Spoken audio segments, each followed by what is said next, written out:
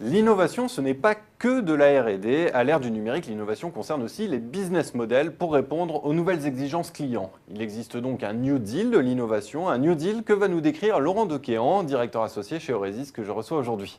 Bonjour Laurent Dequéhan. Bonjour. Alors, si la R&D n'est plus au cœur de la stratégie d'innovation, où sont ses sources? Il faut le dire, les meilleurs experts de l'entreprise ne suffisent plus. L'avènement du numérique, c'est l'avènement de la collaboration.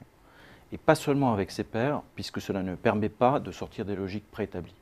L'innovation était centrique, elle s'élargit aujourd'hui sur plusieurs fronts et devient multimétier. En effet, la conduite de l'innovation passe par de multiples partenaires structurés en écosystèmes. Les entreprises doivent se doter d'une capacité à jouer un rôle d'ensemblier. Mais qui faut-il aller chercher pour penser ailleurs? Autrement dit, quel partenaire? Prenez l'exemple de l'automobile. L'innovation ne se situe plus dans la voiture elle-même ou dans le moteur. L'innovation, c'est de rendre la voiture intelligente et connectée. Les constructeurs vont donc s'adresser à des spécialistes des télécoms, de l'assurance. Il s'agit de répondre aux nouvelles attentes du client. Un client qui, aujourd'hui, va tirer davantage de satisfaction de l'expérience de mobilité que de l'acte d'achat ou de la possession de son véhicule.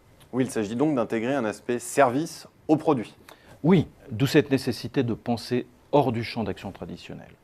Or, le problème, c'est que le top management considère en général que le produit est noble, mais pas le service. Le focus est aujourd'hui encore trop souvent sur le volume, qui assure le flux financier. Il y a donc une transformation culturelle à opérer pour repenser les démarches d'innovation. Et il y a donc nécessité de préparer un avenir où les enjeux ne seront plus les mêmes. Alors justement, comment faire pour s'adresser aux générations Y ou Z?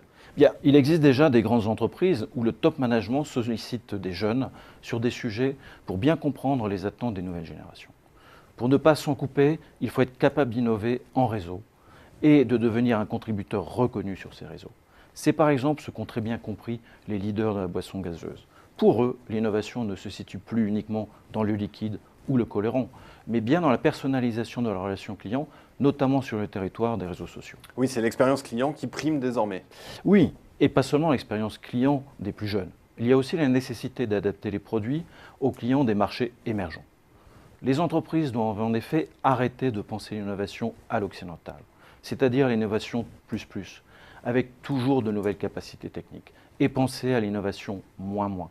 J'entends par là entrer dans la logique low cost, car le volume potentiel est élevé sur ces marchés, mais le pouvoir d'achat reste limité. Ces logiques low cost, c'est par exemple des conditionnements individuels pour la grande consommation, ou encore des produits simplifiés comme l'automobile à 5 000 $. Eh bien, Laurent Dequéhan, je vous remercie d'avoir décrit pour nous ce New Deal de l'innovation. Merci. Merci.